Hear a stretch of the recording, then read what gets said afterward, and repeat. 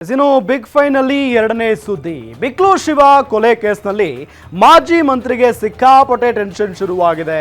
ಬಂಧನದ ಭೀತಿಯಲ್ಲಿ ಎಸ್ಕೇಪ್ ಆಗಿದ್ದಾರೆ ಭೈರತಿ ಬಸವರಾಜ್ ಅವರು.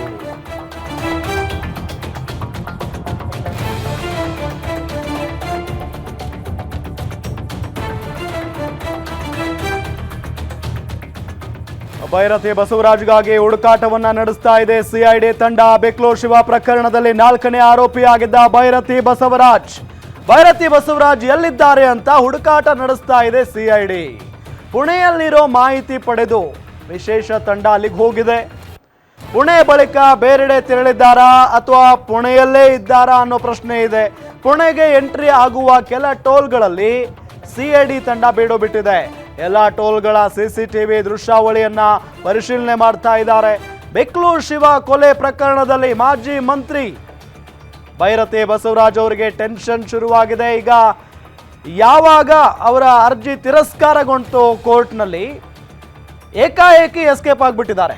ಕೊನೆ 2 ದಿನಗಳ ಸದನಕ್ಕೂ ಕೂಡ ಇವರು ಅಟೆಂಡ್ ಆಗಿರಲಿಲ್ಲ ಭೈರತಿ ಬಸವರಾಜ್ ಅವರು. ಸೊ ಎಲ್ಲಿದ್ದಾರೆ ಅಂತ ಹೇಳಿ ಸಿಐಡಿ ತಂಡ ಹುಡುಕಾಟವನ್ನ ಆರಂಭ ಮಾಡಿದೆ. ಆದರೆ ಇದುವರೆಗೂ ಕೂಡ ಅವರನ್ನ ಪತ್ತೆ ಹಚ್ಚೋದಕ್ಕಾಗಿಲ್ಲ. ಎಲ್ಲಿದ್ದಾರೆ ಅಂತ ಒಂದು ಪ್ರಶ್ನೆ ಬಂದಾಗ ಪುಣೆಗೆ ಹೋಗಿರಬಹುದು, ಪುಣೆಯಲ್ಲಿದ್ದಾರೆ ಅಂತ ಹೇಳಲಾಗ್ತಾ ಇದೆ. ಒಂದ್ ಕಡೆ ಸಿಐಡಿ ತಲಾಶ್, ಇನ್ನೊಂದು ಕಡೆ ಕೋರ್ಟ್ನಿಂದ ಶಾಕ್ ಆಗಿದೆ. ನಿರೀಕ್ಷಣಾ ಜಾಮೀನು ಕೋರಿ ಭೈರತಿ ಬಸವರಾಜ್ ಅರ್ಜಿಯನ್ನ ಸಲ್ಲಿಸಿದ್ರು, ಮುಂದೂಡಿಕೆ ಮಾಡಲಾಗಿದೆ. ಜನಪ್ರತಿನಿಧಿಗಳ ವಿಶೇಷ ನ್ಯಾಯಾಲಯಕ್ಕೆ ಅರ್ಜಿ ಸಲ್ಲಿಕೆ ಮಾಡಿದ್ರು ಭೈರತಿ. ವಕೀಲ ಹೇಮಂತ್ ಕುಮಾರ್ ಎಂಬುವವರಿಂದ ಅರ್ಜಿ ಸಲ್ಲಿಕೆಯಾಗಿತ್ತು. ಆಕ್ಷೇಪಣೆ ಸಲ್ಲಿಸಲು ಸಿಐಡಿಗೆ ಸೂಚನೆಯನ್ನ ನೀಡಲಾಗಿದೆ. ವಿಚಾರಣೆಯನ್ನ ಡಿಸೆಂಬರ್ 22ಕ್ಕೆ ಮುಂದೂಡಲಾಗಿದೆ. ನೋಡಿ, ಒಂದ್ ಕಡೆ ಸಿಐಡಿ ಅಧಿಕಾರಿಗಳು ಅವರ ಬೆನ್ನು ಬಿದ್ದಿದ್ದಾರೆ, ಮತ್ತೊಂದು ಕಡೆ ಕೋರ್ಟ್ನಲ್ಲಿ ಅರ್ಜಿ ವಜಾಗೊಂಡಿದೆ. ಹೆಂಗಾಗ್ಬಿಟ್ಟಿದೆ ಅಂತ ಅಂದ್ರೆ, ನಿರೀಕ್ಷಣಾ ಜಾಮೀನು ಕೋರಿ ಭೈರತಿ ಬಸವರಾಜ್ ಅವರ ಅರ್ಜಿಯನ್ನ ಸಲ್ಲಿಸಿದ್ರಲ್ಲ, ಅದನ್ನ ಮುಂದೂಡಲಾಗಿದೆ ಈಗ. ಹಾಗಾಗಿ ಅರೆಸ್ಟ್ ಭೀತಿಯಿಂದ ತಪ್ಪಿಸ್ಕೊಳ್ಳೋದಕ್ಕೆ ಸಾಧ್ಯನೇ ಇಲ್ಲ. ಅವರು ಯಾವಾಗ ಸಿಗ್ತಾರೋ, ಎಲ್ಲಿ ಸಿಗ್ತಾರೋ ಆ ಕ್ಷಣದಲ್ಲೇ ಅದೇ ಸ್ಪಾಟ್ನಲ್ಲೇ ಭೈರತಿ ಬಸವರಾಜ್ ಅವರನ್ನ ಅರೆಸ್ಟ್ ಮಾಡಲಾಗುತ್ತೆ. ಈ ಹಿಂದೆ ಬೆಂಗಳೂರಿನಲ್ಲಿ, ಅದು ಕೂಡ ಎಲ್ಲರೂ ಓಡಾಡುವಂತ ರಸ್ತೆಯಲ್ಲೇ ಒಬ್ಬ ರೌಡಿ ಶೀಟರ್ ಬಿಕ್ಲು ಶಿವನನ್ನ ಕೊಲೆ ಮಾಡಲಾಯಿತು.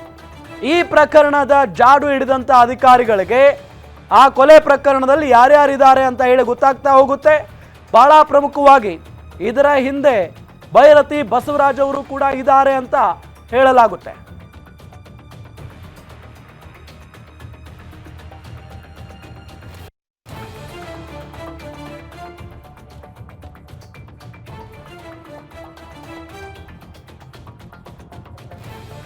ಇದೇ ವಿಚಾರಕ್ಕೆ ಸಂಬಂಧಪಟ್ಟಂತೆ ಡೀಟೇಲ್ಸ್ ಕೊಡ್ತಾರೆ ನಮ್ಮ crime bureau head SK Manjunath. News desk ಇಂದ ನೇರ ಸಂಪರ್ಕದಲ್ಲಿ ಜಾಯ್ನ್ ಆಗಿದ್ದಾರೆ.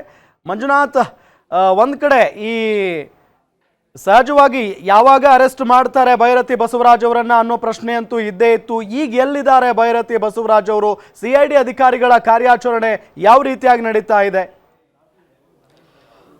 ಜುಲೈ 15ನೇ ತಾರೀಕು ನಡೆದಂಥ ಬಿಕ್ಲು ಶಿವ ಕೊಲೆ ಪ್ರಕರಣಕ್ಕೆ ಸಂಬಂಧಪಟ್ಟಂತೆ ಈ ಪ್ರಕರಣದಲ್ಲಿ ಭಾಗಿಯಾಗಿರುವ 5ನೇ ಆರೋಪಿ ಭೈರತಿ ಬಸವರಾಜ್ ಅವರ ಶೋಧಕ್ಕೆ ಸಿಐಡಿಯ 3 ವಿಶೇಷ ತಂಡಗಳು ಕಾರ್ಯಾಚರಣೆಯನ್ನು ನಡೆಸ್ತಾ ಇದೆ. ಅವರ ಟವರ್ ಲೊಕೇಶನ್ ಆಧಾರದ ಮೇಲೆ ಏನು ಪುಣೆ ಭಾಗಕ್ಕೆ ಹೋಗಿರ್ತಕ್ಕಂಥ ಸಿಐಡಿಯ ಪೊಲೀಸರು 3 ತಂಡದ ವಿಶೇಷ ತಂಡ ಏನಿದೆ, ಅವರು ಹುಡುಕಾಟವನ್ನು ನಡೆಸ್ತಾ ಇರ್ತಕ್ಕಂಥದ್ದು. ಇಲ್ಲಿ ಏನು ಸೆಷನ್ನ ಏನು ನಿನ್ನೆ ಅಂತಿಮ ದಿನ ಆಗಿತ್ತು, ಅದರ ಹಿಂದಿನ ದಿನವೇ ಸೆಷನ್ಗೂ ಹೋಗದೆ ಈ ವಿಚಾರ, ಯಾಕಂತಂದರೆ ಹೈಕೋರ್ಟ್ನಲ್ಲಿ ಅವರಿಗೆ ಕೆಲವೊಂದು ಕ್ಲೂ ಸಿಕ್ಕಿತ್ತು ಅನಿಸುತ್ತೆ. ಹೈಕೋರ್ಟ್ನಲ್ಲಿ ನನ್ನ ನಿರೀಕ್ಷಣಾ ಜಾಮೀನು ಅರ್ಜಿ ವಜಾ ಆಗುತ್ತೆ ಅಂತಕ್ಕಂಥದ್ದು. ಆ ಹಿನ್ನೆಲೆಯಲ್ಲಿ ಹಿಂದಿನ ದಿನವೇ ನಾಪತ್ತೆ ಆಗಿರ್ತಕ್ಕಂಥ ಭೈರತಿ ಬಸವರಾಜು ಎಲ್ಲಿದ್ದಾರೆ ಅನ್ನೋದ್ರ ಬಗ್ಗೆ ಮಾಹಿತಿ ಸಿಕ್ಕಿಲ್ಲ. ಅವರು ಅಂತಿಮವಾಗಿ ತನ್ನ ಮೊಬೈಲನ್ನು ಸ್ವಿಚ್ ಆಫ್ ಮಾಡ್ಕೊಂಡಿರ್ತಕ್ಕಂಥದ್ದು ಪುಣೆಯಲ್ಲೇ ಅನ್ನೋದು ಗೊತ್ತಾಯಿತು. ಅಲ್ಲಿಗೆ ತೆರಳಿರ್ತಕ್ಕಂಥ ಸಿಐಡಿ ಪೊಲೀಸರು ಆ ಭಾಗದಲ್ಲಿ ಹುಡುಕಾಟವನ್ನು ನಡೆಸ್ತಾ ಇದ್ದಾರೆ. ಜೊತೆಗೆ ಅವರ ಜೊತೆ ಯಾರು ಸಂಪರ್ಕದಲ್ಲಿದ್ದರು, ಜೊತೆಗೆ ಬೆಳಗಾಂ ಸೆಷನ್ಗೆ ಯಾರ್ಯಾರು ಹೋಗಿದ್ರು, ಅವ್ರಿಗೇನಾದರೂ ವಿಚಾರವನ್ನು ಹೇಳಿದ್ದಾರಾ ಅನ್ನೋದ್ರ ಬಗ್ಗೆ ಅವರನ್ನು ಸಹ ವಶಕ್ಕೆ ಪಡೆದು ವಿಚಾರಣೆಯನ್ನು ಮಾಡುವಂಥ ಕೆಲಸವನ್ನು ಸಿಐಡಿ ಅಧಿಕಾರಿಗಳು ಮಾಡ್ತಾ ಇದ್ದಾರೆ. ಮತ್ತೊಂದು ಕಡೆ ಇದೇ ಪ್ರಕರಣದಲ್ಲಿ ಅವರ ಆಪ್ತನಾಗಿರ್ತಕ್ಕಂಥ ವಕೀಲರು ಆಗಿರ್ತಕ್ಕಂಥ ಒಬ್ಬ ವ್ಯಕ್ತಿಯನ್ನು ವಶಕ್ಕೆ ಪಡೆದುಕೊಂಡು ವಿಚಾರಣೆಯನ್ನು ಸಹ ಈಗ ಸಿಐಡಿ ಅಧಿಕಾರಿಗಳು ಮಾಡಿದ್ದಾರೆ. ಇದರ ಬೆನ್ನಲ್ಲೇ ಅಜ್ಞಾತ ಸ್ಥಳದಲ್ಲಿರ್ತಕ್ಕಂಥ ಬೈರತಿ ಬಸವರಾಜು ಮತ್ತೊಂದು ಕಡೆ ಕಾನೂನು ಹೋರಾಟಕ್ಕೆ ಕೈ ಹಾಕಿದ್ರು. ಅದು ಏನು ಹೈಕೋರ್ಟ್ ಆದೇಶದಂತೆ ವಿಚಾರಣಾ ನ್ಯಾಯಾಲಯದಲ್ಲಿ ನೀವು ನಿರೀಕ್ಷಣಾ ಜಾಮೀನು ಅರ್ಜಿಯನ್ನು ಸಲ್ಲಿಸಬೇಕು ಅಂತಕ್ಕಂಥ ಒಂದು ಸೂಚನೆಯನ್ನು ಸಹ ಕೊಟ್ಟಿದ್ರು. ಹಾಗಾಗಿ ಇವತ್ತು ಮಧ್ಯಾಹ್ನ ಹೇಮಂತ್ ಕುಮಾರ್ ಅಂತಕ್ಕಂಥ ವಕೀಲರಿಂದ ಜನಪ್ರತಿನಿಧಿಗಳ ವಿಶೇಷ ನ್ಯಾಯಾಲಯಕ್ಕೆ ನಿರೀಕ್ಷಣಾ ಜಾಮೀನು ಕೋರಿ ಅರ್ಜಿಯನ್ನು ಸಲ್ಲಿಸಿದ್ರು. ಇವತ್ತೇ ತುರ್ತಾಗಿ ವಿಚಾರಣೆಯನ್ನು ನಡೆಸಬೇಕು ಅಂತಕ್ಕಂಥ ಮನವಿಯನ್ನು ಸಹ ಮಾಡಿದ್ರು. ಆದರೆ ಇಲ್ಲಿ CID ಅಧಿಕಾರಿಗಳು ಯಾವುದೇ ರೀತಿಯಂಥ ಆಕ್ಷೇಪಣೆಯನ್ನು ಸಲ್ಲಿಸದೇ ಇರತಕ್ಕಂಥ ಕಾರಣವಾಗಿ CID ಅಧಿಕಾರಿಗಳಿಗೆ ಆಕ್ಷೇಪಣೆಯನ್ನು ಸಲ್ಲಿಸಿ ಅಂತಕ್ಕಂಥ ಸೂಚನೆ ಕೊಟ್ಟಂಥ ಜನಪ್ರತಿನಿಧಿಗಳ ವಿಶೇಷ ಕೋರ್ಟ್ನ ನ್ಯಾಯಾಧೀಶರು ಈ ಮುಂದಿನ ವಿಚಾರಣೆಯನ್ನು, ಈ ನಿರೀಕ್ಷಣಾ ಜಾಮೀನು ಅರ್ಜಿಯ ವಿಚಾರಣೆಯನ್ನು ಸೋಮವಾರಕ್ಕೆ ಮುಂದೂಡಲಾಗಿದೆ. ಹೀಗಾಗಿ ಬೈರತಿ ಬಸವರಾಜ್ಗೆ ಇದ್ದಂಥ ಟೆನ್ಷನ್ನು ಮತ್ತಷ್ಟು ಜಾಸ್ತಿ ಆಗ್ತಾ ಇದೆ.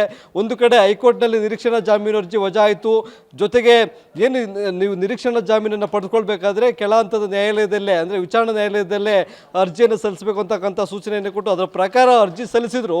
ಅಲ್ಲೂ ಸಹ ಅವರಿಗೆ ನಿರೀಕ್ಷಣಾ ಜಾಮೀನು ಸಿಗಿಲ್ಲ. ಹೀಗಾಗಿ ಟೆನ್ಷನ್ನಲ್ಲಿ ಅಂದರೆ ಬಂಧನದ ಭೀತಿಯ ಒತ್ತಡದಲ್ಲಿ ಅವರು ತಲೆ ಮರೆಸ್ಕೊಂಡಿದ್ದಾರೆ. Ram, okay thank you Manjunath ತಮ್ಮೆಲ್ಲ ಮಾಹಿತಿಗಾಗಿ.